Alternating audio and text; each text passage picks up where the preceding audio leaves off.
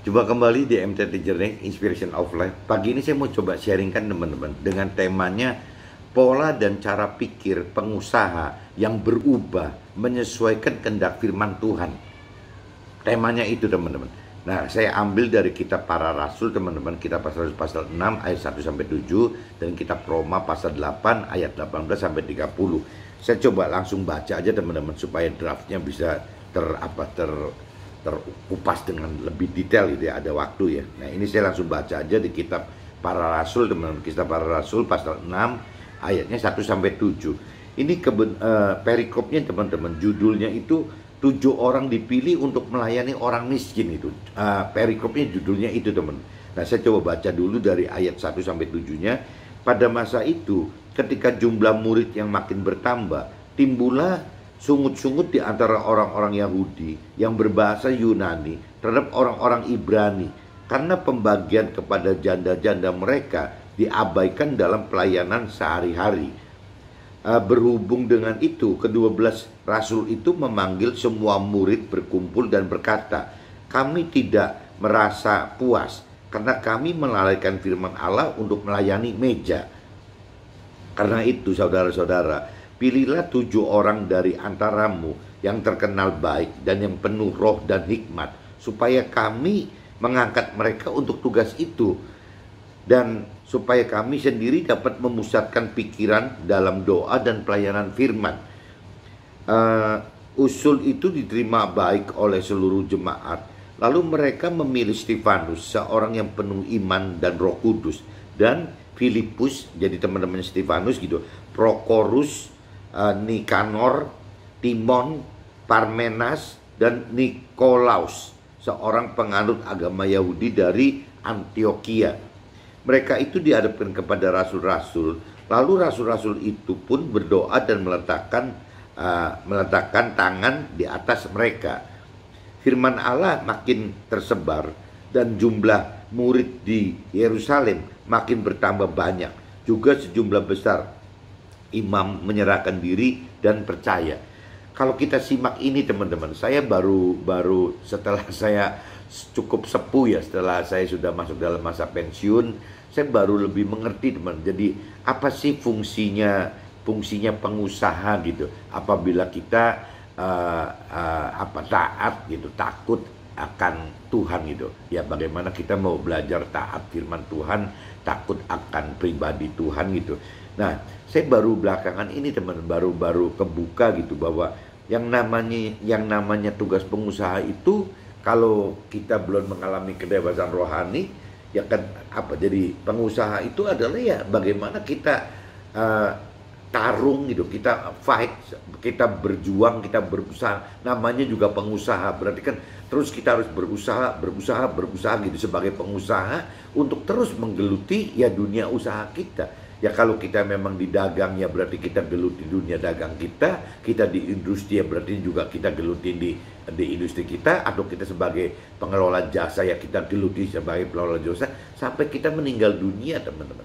Tapi apa artinya gitu kalau hidup hanya untuk pengusaha begitu gitu, untuk pribadi kita, atau mungkin kalau kita mikir lebih panjang lagi untuk turunan kita gitu, untuk anak-anak kita, nanti untuk cicit kita. Padahal apabila dikaitkan dengan firman Tuhan tidak pernah mengajarkan seperti itu teman-teman. Ya tidak ada kaitan bagaimana caranya kita hidup sebagai pengusaha itu ya penting sampai mati kita berusaha gitu, bukan cuma itu gitu. Jadi kembali lagi tuh apa firman Tuhan ingatkan juga bahwa yang namanya apa yang dihasilkan dalam usaha kita gitu di dunia ini itu tetap tertinggal, dan belum tentu kalaupun kita ada warisan kepada anak cucu cicit kita gitu, apakah kita pernah melihat gitu bahwa orang tuanya misalnya kakeknya gitu, bapaknya gitu ya, apakah pernah melihat bahwa kakeknya yang benar, orang benar,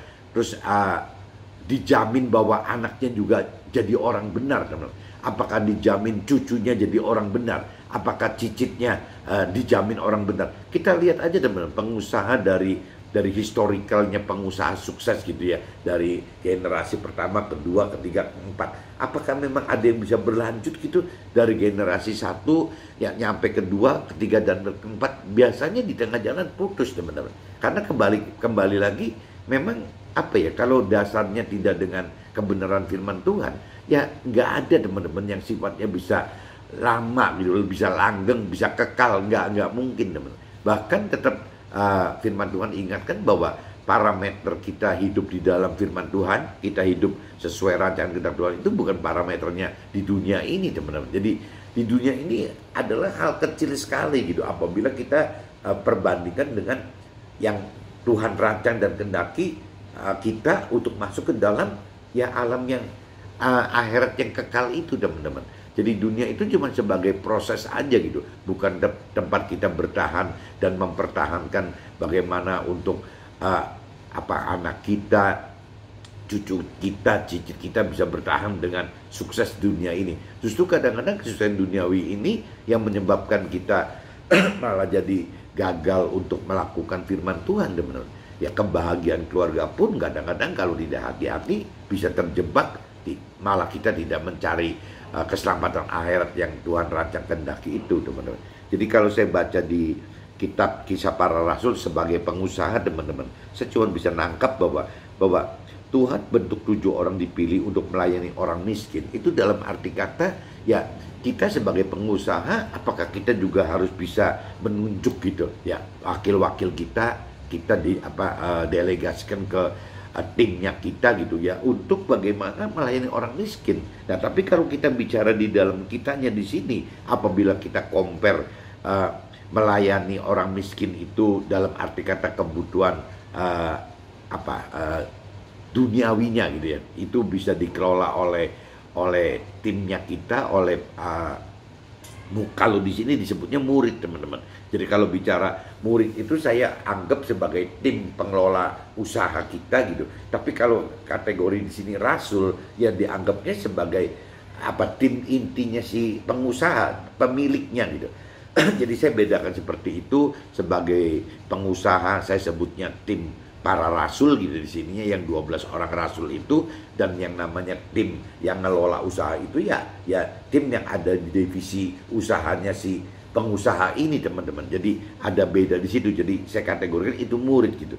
Nah, maksudnya di sini 7 orang dipilih untuk melayani orang miskin adalah 7 orang murid yang dipilih untuk melayani orang miskin itu. Berarti 7 orang tim, 7 divisi atau tim yang untuk mengelola usaha-usaha kita, sehingga dari usaha itu kita menghasilkan hal duniawi.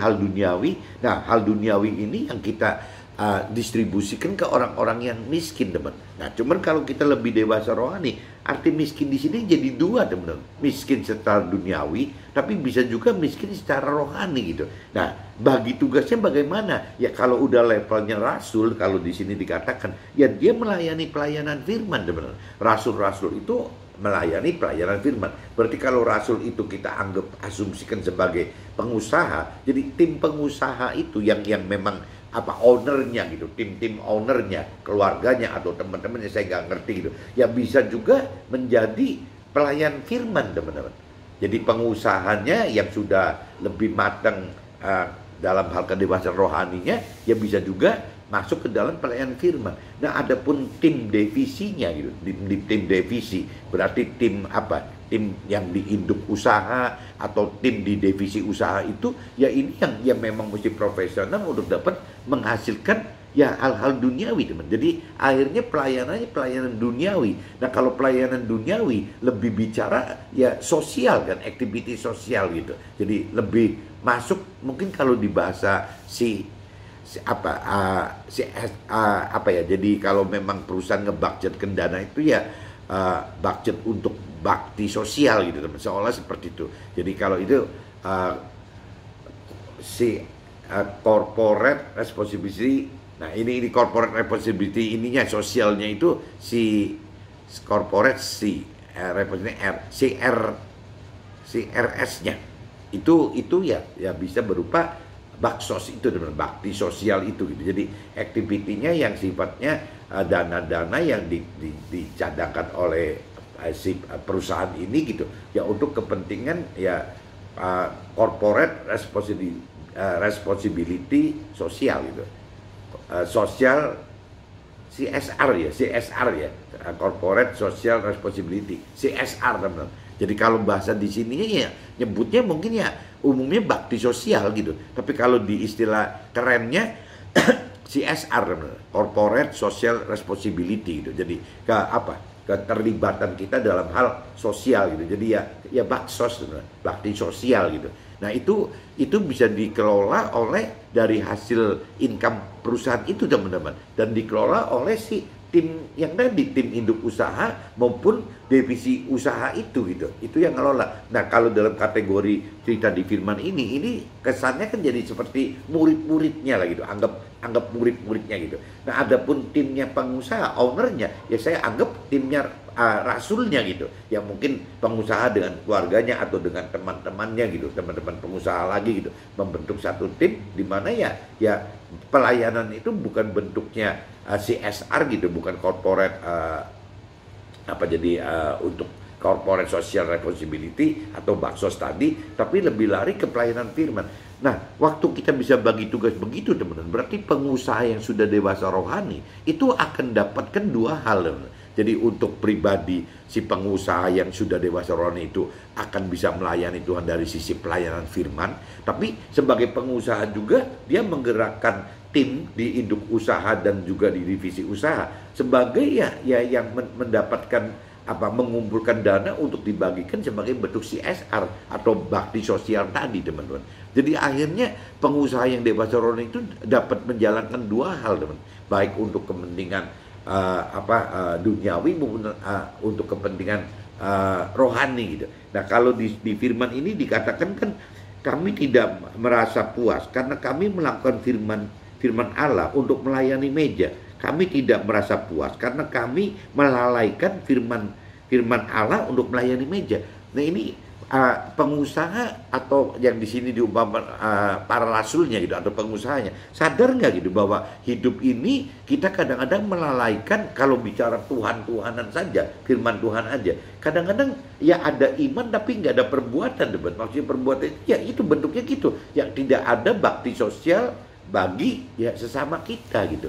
Tidak ada CSR gitu, corporate social responsibility dari perusahaan, dari pengusaha terhadap sesama kita. Nah ini kalau bisa dewasa rohani dua-duanya jadi bisa jalan teman.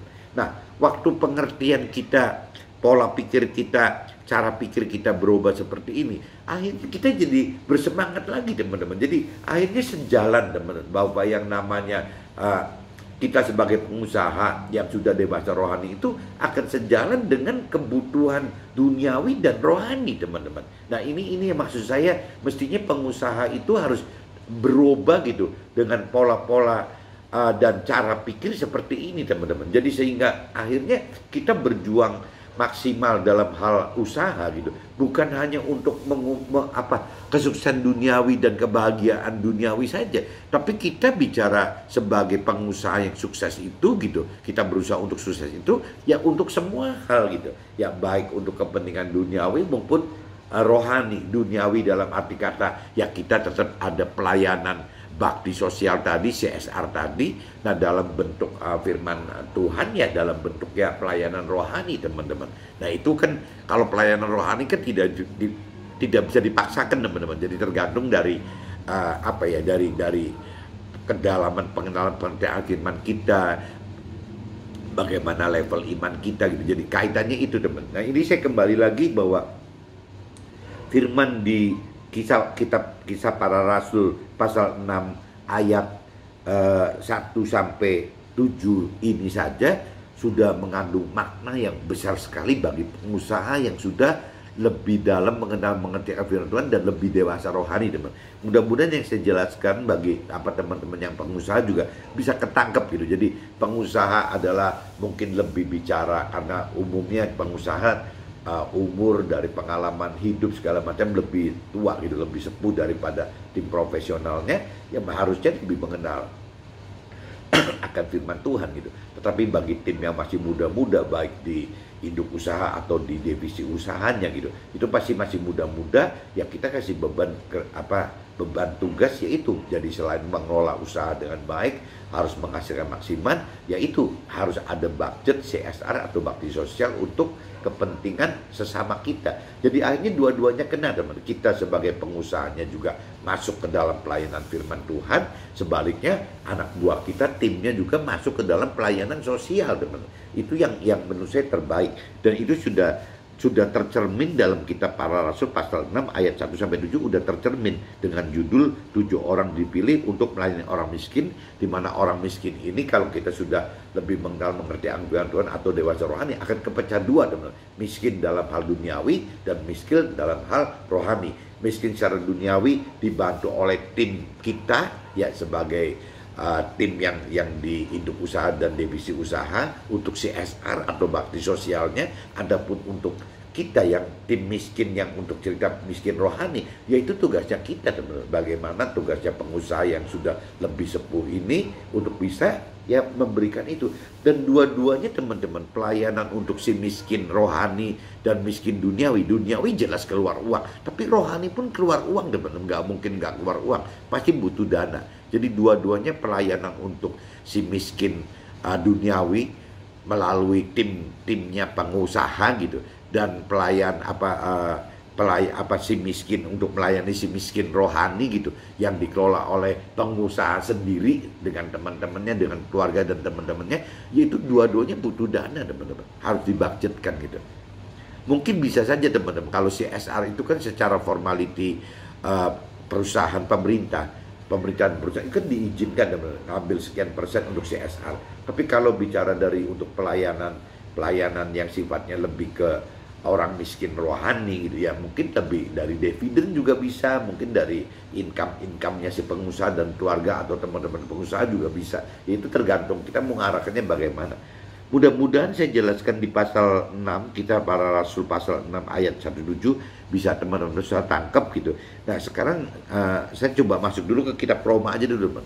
Kitab Roma. Jadi kitab Roma ini dijelaskan di sini gitu. Kitab Roma pasal 18-30. Nah ini kalau bicara yang tadi dikatakan, apa sih pengharapan anak-anak Allah gitu?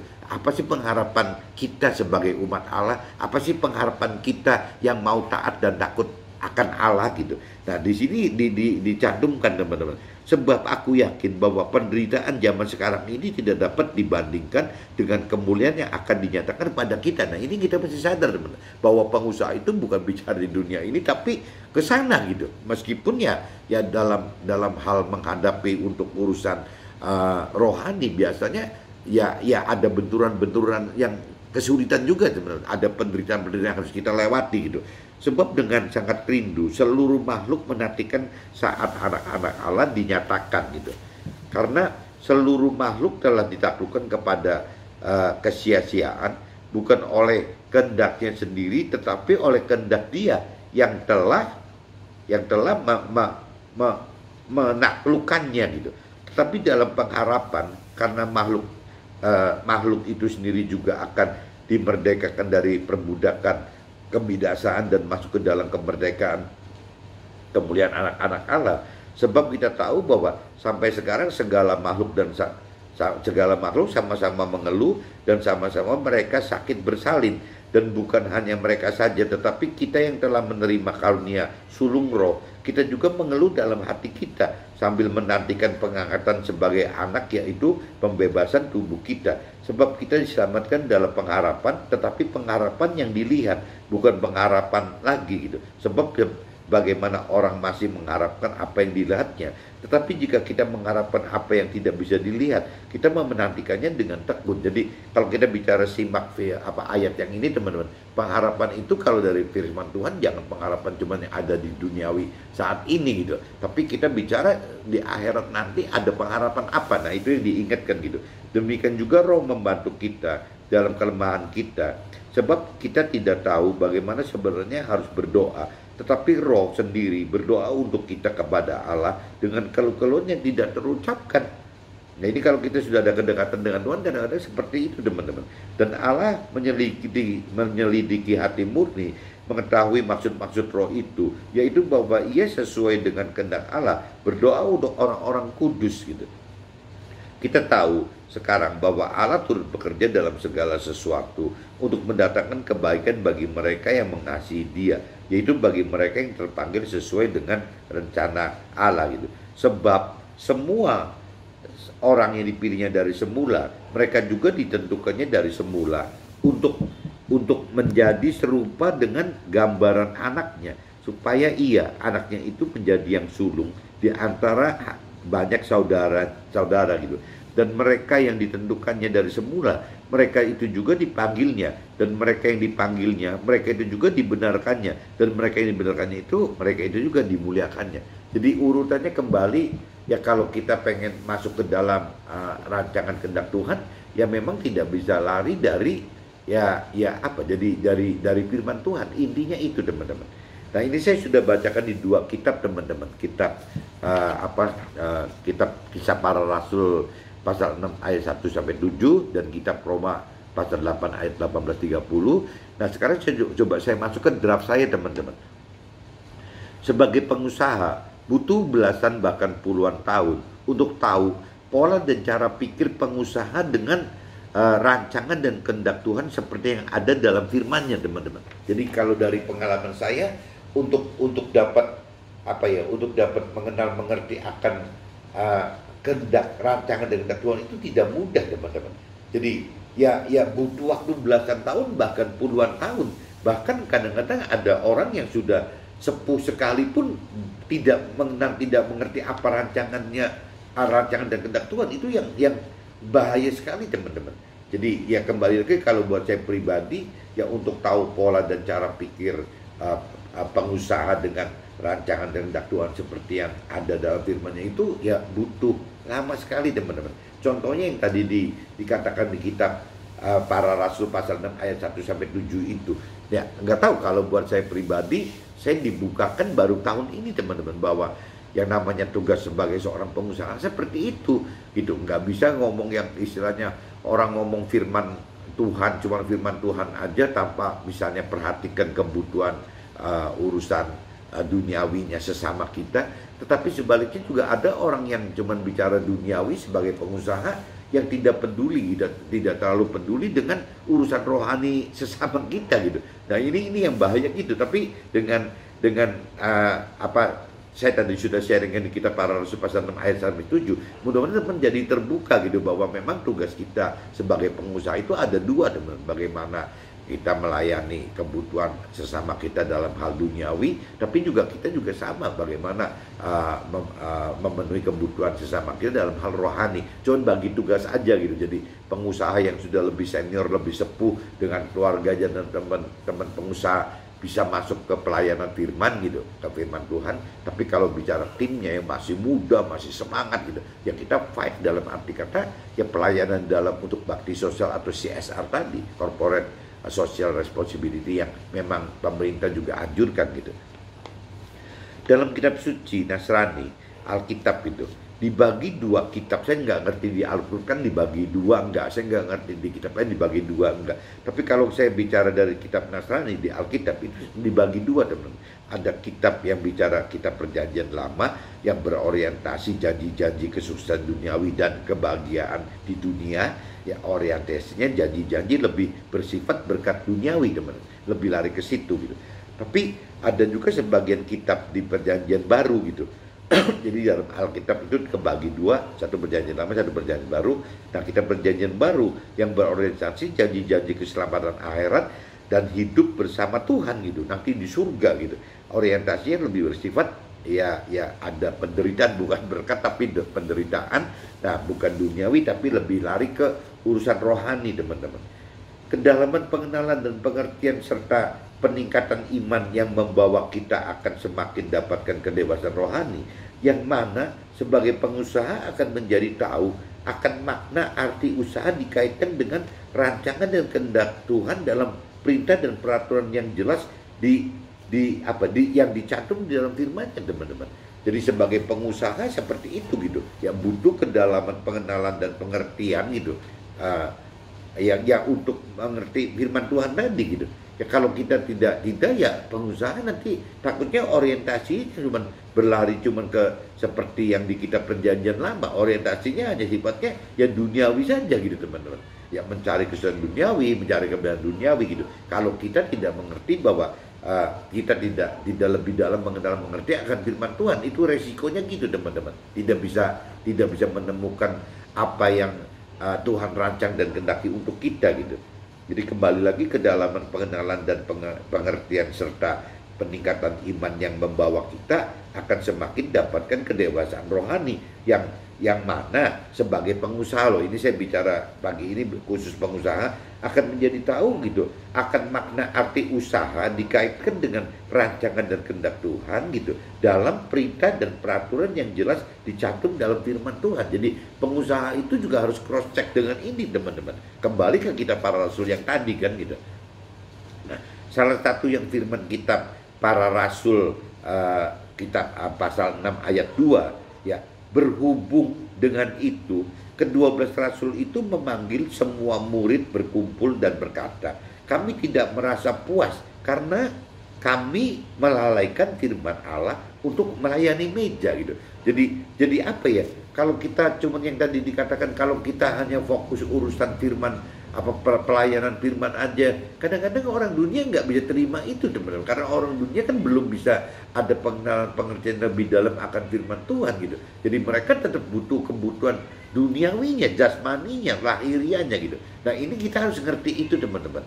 Nah, jadi kita harus bisa tetap bagaimana kalau sebagai pengusaha punya tugasnya begitu, bukan tugasnya bagaimana mencari sukses duniawi dan kebahagiaan diri sendiri atau keluarganya saja, bukan itu gitu.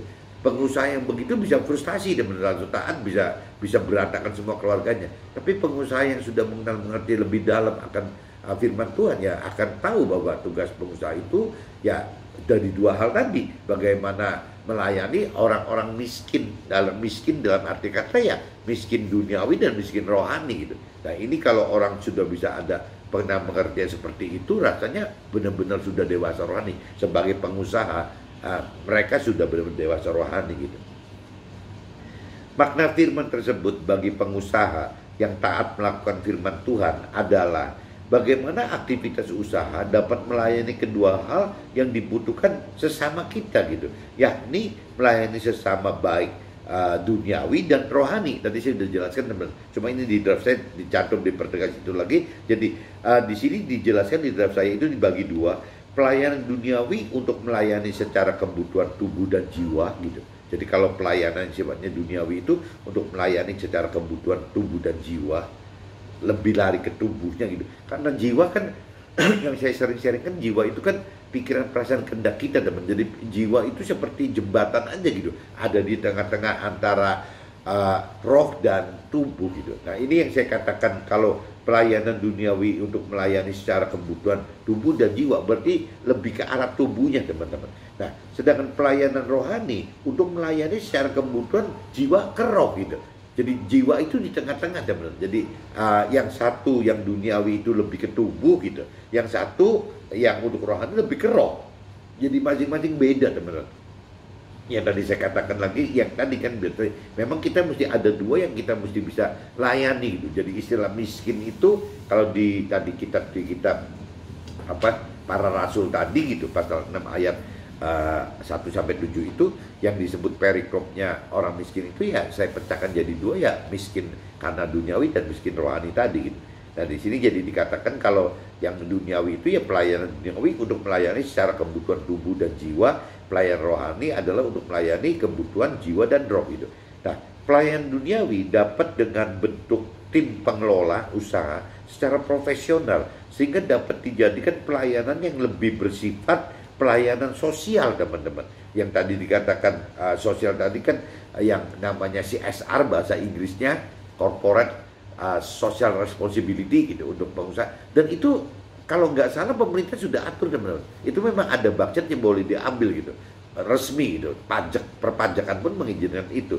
Tapi itu untuk bakti sosial ya. Kalau nama di Indonesia lebih populer namanya bakti sosial gitu. Nah itu boleh teman-teman. Nah tapi kalau yang satu pun ada pun pelayanan rohani, pengusaha dapat bentuk tim khusus untuk pelayanan firman. Nah saya belum tahu nih teman, apakah kebutuhan untuk pelayanan firman, pelayanan rohani itu boleh ambil dari budget itu gitu, dari CSR gitu ya. Tapi kalaupun saya pikir kalaupun tidak bisa teman-teman, toh yang namanya pengusaha sebagai owner kan ada dividen teman-teman. Kalau memang misalnya ada income dari dividen, kenapa tidak dividennya aja kita pakai? Jadi akhirnya kan untuk kepentingan CSR atau bakti sosial bisa full didaya gunakan dari perusahaan resmi gitu yang boleh diizinkan pemerintah dan perpajakan. Tapi yang namanya dividen kita, setelah kita mendapat dividen baik dari kita sebagai pengusahanya, atau mungkin dari keluarga kita, dari anak-anak, atau mungkin kita kumpulin dari teman-teman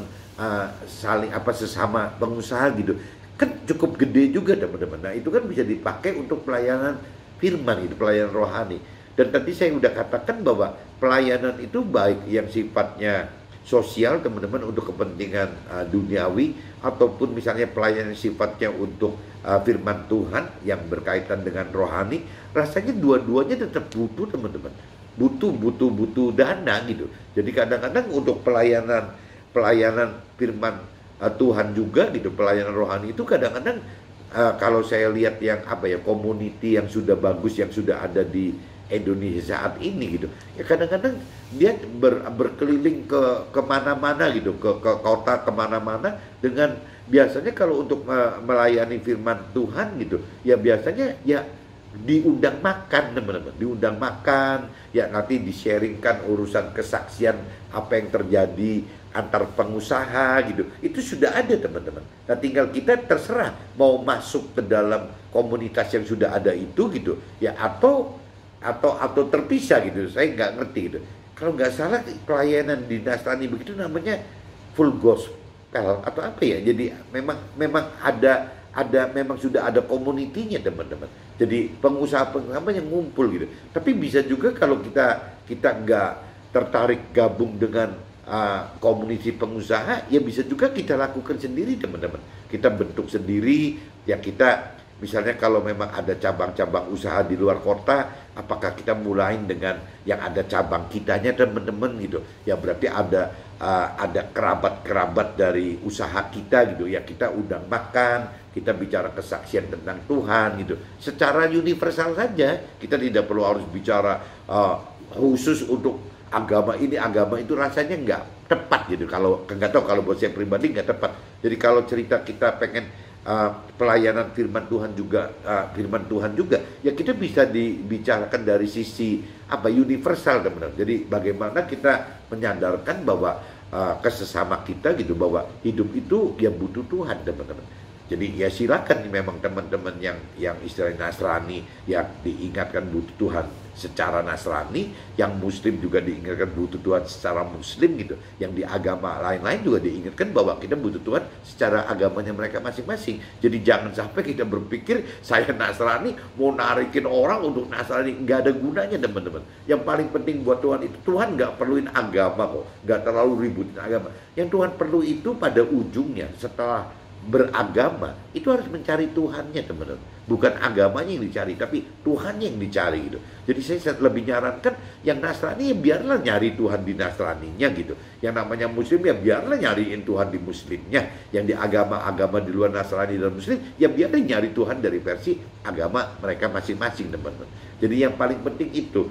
Nah ini saya pagi ini sudah jelaskan teman-teman. Jadi sebenarnya pengusaha akhirnya bukan cuma beralasan bahwa males pengusaha nanti jadi duniawi banget. Benernya bukan teman-teman. Pengusaha yang sudah lebih dalam mengenal mengerti firman Tuhan, kalau pengusaha yang sudah lebih dewasa rohani, mestinya sudah tahu gitu bahwa tugas pengusaha itu ada dua. Bagaimana bukan mencari usaha duniawi untuk diri sendiri atau keluarga sendiri, bukan mencari kebahagiaan untuk sendiri atau keluarga sendiri, bukan itu gitu. Sasarannya bukan itu gitu. Itu sih bonusnya aja teman-teman, dari sisi Tuhan itu tambahannya bonusnya. Tapi yang paling penting itu bagaimana kita bisa sebagai pengusaha itu kita bisa mampu gitu ya. mencukupi si miskin-miskin tadi gitu. Si miskin tadi dalam arti kata miskin duniawi dan miskin rohani juga teman-teman. Nah ini dua-duanya harus bagaimana bisa terjadi. Kalau bisa terjadi berarti kan akan beres semua teman-teman. Jadi pemenuhan apa kita berbuat untuk sesama dalam hal untuk hal duniawi, kita berbuat bersama hal untuk rohani gitu. Dan juga ya otomatis waktu kita berbuat seperti ini berarti kita masuk dalam rancangan kehendak Tuhan teman. Nah waktu kita masuk rancangan kehendak Tuhan berarti kita sudah masuk ke dalam firman-Nya. Salah satunya dahulukan mencari Tuhan dan kebenaran firman Tuhan yang sudah kita lakukan. Nah kita tinggal bicara tambahan yang dari Tuhan, tambahan buat kita, yang itu baru kesusahan duniawi yang kita maupun kebahagiaan duniawi buat kita dan keluarga kita teman. Mudah-mudahan teman-teman bisa tangkap maksud saya gitu. Jadi pola dan cara pikir pengusaha yang berubah itu maksudnya ya begini teman. Jadi bagaimana menyesuaikan dengan firman Tuhan itu ya seperti ini gitu. Bagaimana kita hidup ya untuk menjadi pelayan bagi sesama kita baik urusan duniawi maupun rohani. Oke teman-teman, see you, bye bye.